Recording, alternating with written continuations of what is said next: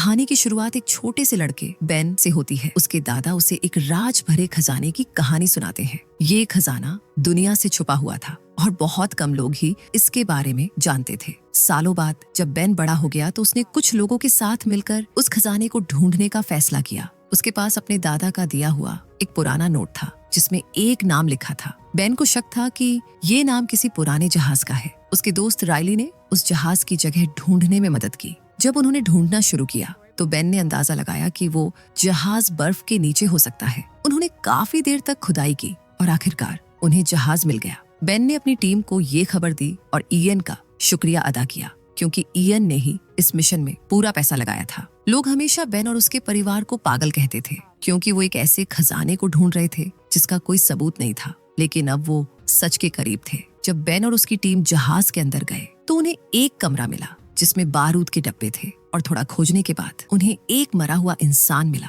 जो एक डब्बा पकड़े हुआ था। उस डब्बे में एक पैकेज था जिसमें एक पाइप थी। बेन हैरान था कि एक सिंपल पाइप के लिए कोई अपनी जान कैसे दे सकता है। जब उसने पाइप को ध्यान से देखा तो उस पर कुछ लिखा था। उसने अपना खून इस्तेमाल करके वो लिखावट समझने की कोशिश की। जब उसने लिखा हुआ मैसेज डिकोड किया तो पता चला कि ये एक और क्लू है। इयन को ये बात बिल्कुल पसंद नहीं आई। इतने पैसे और मेहनत के बाद भी बस एक और क्लू हाथ लगा था। इयन गुस्से में था, लेकिन बेन ने वो पहेली सुलझा दी। उसने बताया कि ये क्लू एक छिपे हुए नक्शे का है जो अमेरिका के सबसे important document declaration of independence के पीछे छुपा है। जैसे ही बेन ने कहा कि उस डॉक्यूमेंट तक पहुंचना मुश्किल होगा, इयन ने तुरंत बोला तो चुरा लेते हैं उसे। बेन ने सीधा मना कर दिया और कहा कि वो ऐसा कुछ भी होने नहीं देगा। तब इयन ने अपने आदमी शॉ को बेन पर बंदूक तानने को कहा। इयन समझ गया था कि बिना बेन के वो आगे नहीं बढ़ सकता, इसलिए उसने राइली को मारने की धमकी दी। सिचुएशन टेंस हो गई थी। तब बेन ने एक फ्लेयर स्टिक जला दी और धमकी दी कि अगर सब शांत नहीं हुए तो वो उसे बारूद पर फेंक देगा। सबको लगा कि बेन सिर्फ धमकी दे रहा है, लेकिन उसने सच में फ्लेयर फेंक दी। फ्लेयर गिरने से पहले ही इयन ने उसे पकड़ लिया, लेकिन उसके हाथ में थोड़ा बारूद लग गया था। फ्लेयर ने आग पकड़ ली और इयन ने उसे छोड़ दिया। फ्लेयर नीचे जा गिरा और जहाज के अंदर जोर का धमाका हो गया। इयन और शॉ वहां से भाग गए और बेन और राइली को छोड़ दिया, लेकिन बेन को एक छुपा हुआ रास्ता मिल गया जिससे वो दोनों बच निकलने में कामयाब हो गए। वापस शहर आने के बाद बेन और राइली FBI हेडक्वार्टर्स गए और उन्हें बताया कि कोई डिक्लेरेशन ऑफ इंडिपेंडेंस चुराने वाला है, लेकिन किसी ने उनकी बात पर भरोसा नहीं किया। फिर वो नेशनल आर्काइव्स म्यूजियम गए जहां ये डॉक्यूमेंट रखा था। वहां उनकी मुलाकात म्यूजियम की डायरेक्टर एबिगेल से हुई। उन्होंने उसे पूरी कहानी बताई और कहा कि डॉक्यूमेंट के पीछे एक नक्शा छुपा हुआ है। एबिगेल ने उनकी बात को झूठ समझा और उन पर विश्वास नहीं किया। जब बेन और राइली उसके ऑफिस से निकल रहे थे तो उनकी नजर उस डॉक्यूमेंट पर गई। दोनों उसे कुछ देर तक देखते रहे जैसे उसमें कुछ छुपा हुआ हो जो दुनिया नहीं जानती। तभी अचानक बेन ने कहा, हमें ये डॉक्यूमेंट चुराना होगा, वरना ये इयन के हाथ लग गया तो सब खत्म हो जाएगा। राइली ने तुरंत जवाब दिया, क्या तू पागल हो गया है? इस जगह की सिक्योरिटी देखी है तूने? यह इम्पॉसिबल है। उसके बाद राइली बेन को लाइब्रेरी ले गया और डिटेल में समझाया कि यह डॉक्यूमेंट कितनी हेवीली प्रोटेक्टेड जगह पर रखा गया है, लेकिन बेन का प्लान कुछ और ही था। उसने कहा, अगर हम किसी तरीके से म्यूजियम को मजबूर कर दें कि वो डॉक्यूमेंट को प्रिजर्वेशन रूम में शिफ्ट करे तो हमारे पास एक मौका हो सकता है, क्योंकि प्रिजर्वेशन रूम में सिक्योरिटी थोड़ी कम थी।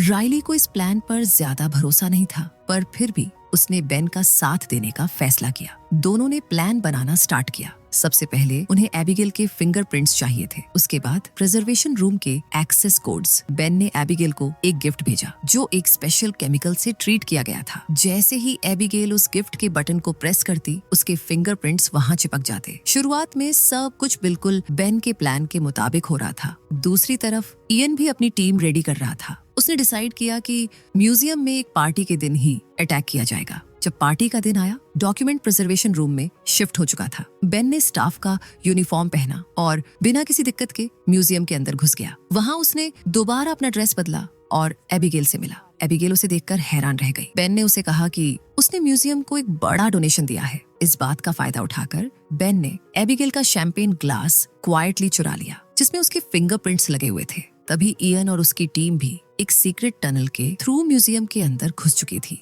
जब राइली कैमरा के थ्रू बेन पर नजर रख रहा था, इयन के एक आदमी ने उनका एक्सेस ब्लॉक कर दिया। बेन प्रिजर्वेशन रूम तक पहुंच गया। उसने डिसाइड किया कि वह डॉक्यूमेंट को पूरे प्रोटेक्टिव फ्रेम के साथ लिफ्ट के जरिए नीचे ले जाएगा। जैसे ही बेन लिफ्ट के पास आया, इयन और उसके लोगों ने उसे देख लिया। वो सब हैरान रह गए क्योंकि उन्हें लगा था बेन मर चुका है। उन्होंने बेन पर गोलियां चलाई, लेकिन बेन ने डिक्लेरेशन ऑफ इंडिपेंडेंस को अपने सामने कर दिया। उस फ्रेम में बुलेट प्रूफ ग्लास था, जिसकी वजह से बेन बच गया। बेन लिफ्ट में घुस गया और उसने डॉक्यूमेंट को उसके प्रोटेक्टिव केस से बाहर निकाला। जब बेन म्यूजियम के बाहर जा रहा था तो एबिगेल ने उसे देख लिया। उसकी नजर जैसे ही बेन पर पड़ी, उसने तुरंत आइडेंटिफाई किया कि बेन का नाम गेस्ट लिस्ट में नहीं था। बेन ने तुरंत एक स्टोर में जाकर छुपने की कोशिश की। वहां से निकलते वक्त जब बेन ने डॉक्यूमेंट कैरी किया तो कैशियर को लगा कि वह गिफ्ट शॉप से मिलने वाली डॉक्यूमेंट कॉपी चुरा रहा है। उसने बेन से कहा, अगर पेमेंट नहीं की तो मैं सिक्योरिटी बुला लूंगी। बेन के पास कैश नहीं था तो उसने एक कार्ड से पेमेंट कर दिया ताकि अटेंशन न मिले।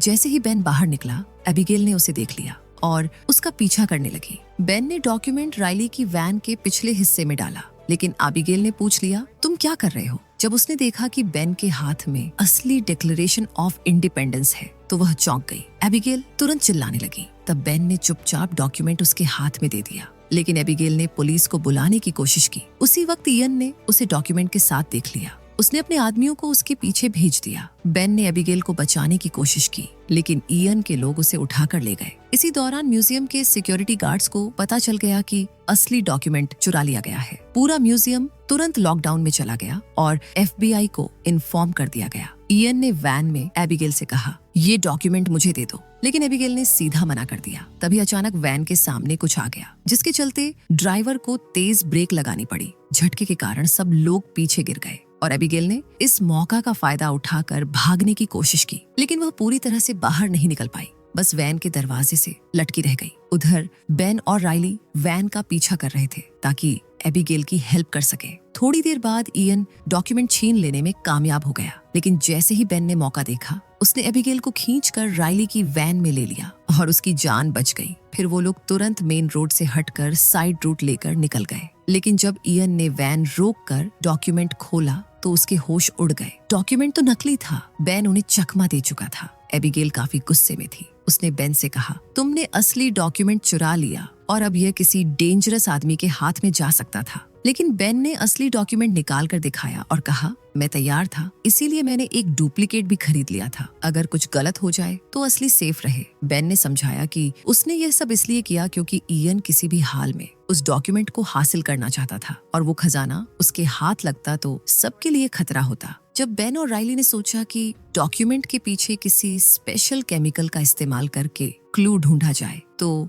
एबिगेल ने मना कर दिया। उसने कहा, अगर कुछ गलत हो गया तो डॉक्यूमेंट खराब हो जाएगा, पर राइली ने उसे एश्योरेंस दिया कि ऐसा कुछ नहीं होगा। प्रॉब्लम ये थी कि जहां उन्हें केमिकल और टूल्स मिले थे वो सब बेन के घर पर था, लेकिन अब बेन वहां नहीं जा सकता था क्योंकि FBI पहले ही उसका लोकेशन ट्रेस कर चुकी होगी। म्यूजियम में कार्ड का यूज करने से उनका पता लग गया होगा। वैन को साइड में रोककर बेन ने कहा, मेरे घर में कुछ ऐसे आइटम्स हैं जो खजाना ढूंढने में बहुत काम आएंगे। उनमें से एक था फ्रैंकलिन के लिखे कुछ लेटर्स जो इस राज से जुड़े हुए थे। तब बेन को याद आया कि उनके पिता के पास उन लेटर्स की कॉपी हो सकती है, तो उसने डिसाइड किया कि वो उनके घर जाएगा। एबिगेल ने डॉक्यूमेंट लेकर वहां से निकलने की कोशिश की, पर बेन ने उसे रोक लिया। थोड़ी बहस के बाद एबिगेल भी मान गई कि वो उनके साथ चलेगी, क्योंकि अब उसे भी ये जानने की क्यूरियोसिटी थी कि आखिर ये खजाना है क्या। इसी बीच FBI एजेंट सडस्की ने बेन के घर पर रेड की। वहां उन्हें बेन की काफी चीजें मिल गईं, उन लेटर्स की कॉपीज भी जिनके बारे में बेन बात कर रहा था। साथ ही सडस्की ने अपने एजेंट्स को बेन के फैमिली का ट्रेस लगाने का ऑर्डर दिया।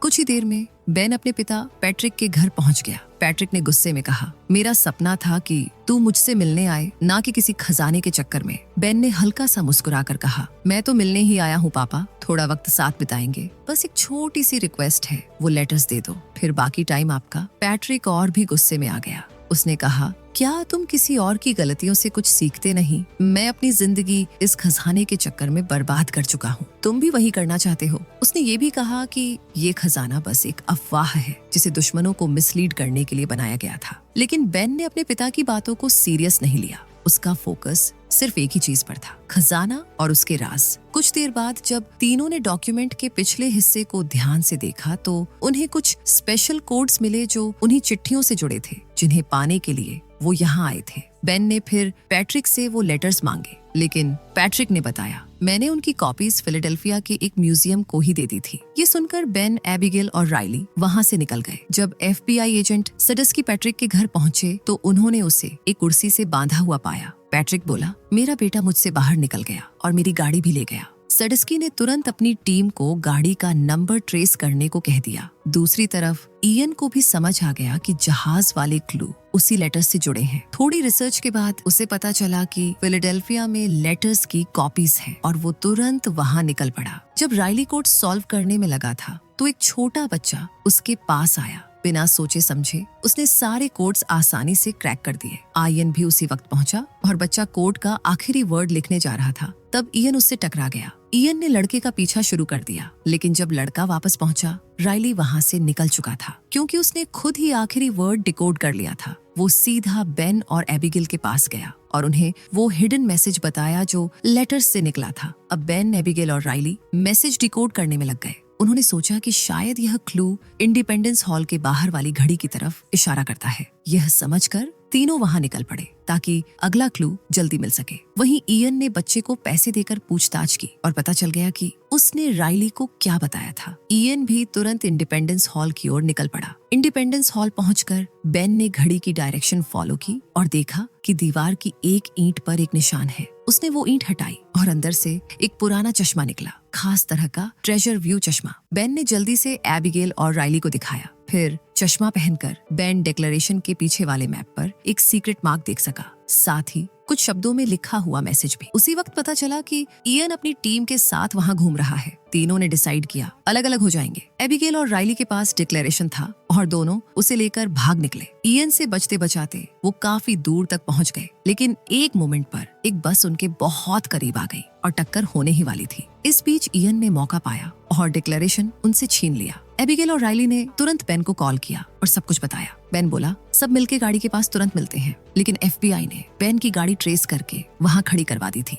जैसे ही बेन पहुंचा, FBI ने उसे अरेस्ट कर लिया। एबिगेल और राइली थोड़ा लेट पहुंचे और FBI को देखते ही चुपके से वहां से निकल गए। FBI की कस्टडी में बेन ने एजेंट साडस्की को पूरी कहानी समझाई, कैसे इयन ने उनसे डॉक्यूमेंट छीना और कैसे वो लोग एक के बाद एक क्लूज सॉल्व करते गए। जब साडस्की ने बेन के पास से मिला हुआ चश्मा देखा तो बेन को समझ आया कि इस चश्मे का एक और तरीका हो सकता है उसे इस्तेमाल करने का। तभी अचानक बेन के फोन पर इयन का कॉल आया। FBI ने बेन से कहा, कॉल स्पीकर पर लगाओ। इयन ने धमकी दी, चश्मा लेकर एक पब्लिक जगह पर मिलने आओ और अगर FBI को कुछ बताया तो तुम्हारे दोस्तों को नहीं छोड़ूंगा। FBI के लिए इयन जैसे क्रिमिनल को पकड़ना एक बड़ा मौका था। उन्होंने बेन से कहा कि वो इयन से मिलने जाए, जैसे प्लान बना था, और हर तरफ अपने लोग लगा दिए। जब बेन इयन से मिला तो पता चला कि यह सब इयन की प्लानिंग का हिस्सा था। अचानक इयन के आदमी आए और बेन को वहां से ले गए। रास्ते में एबिगेल ने कॉल करके बेन को बताया कि उसने इयन के साथ डील की है जिसमें वो बेन को छुड़ा लेती है, लेकिन उसके बदले बेन को उसे खजाने तक ले जाना होगा। फिर जब इयन और बेन फिर मिले तो इयन ने उसे डिक्लेरेशन डॉक्यूमेंट और पुरानी पाइप वापस दे दी, वही जो जहाज से मिली थी। उसके बाद इयन ने बेन से पिछले क्लू के बारे में पूछा। बेन ने कहा, मुझे कुछ नहीं पता। तब इयन ने दिखाया कि उसने बेन के डैड पैट्रिक को किडनैप कर लिया है। इस धमकी के बाद बेन को सब कुछ बताना पड़ा। उसने कहा कि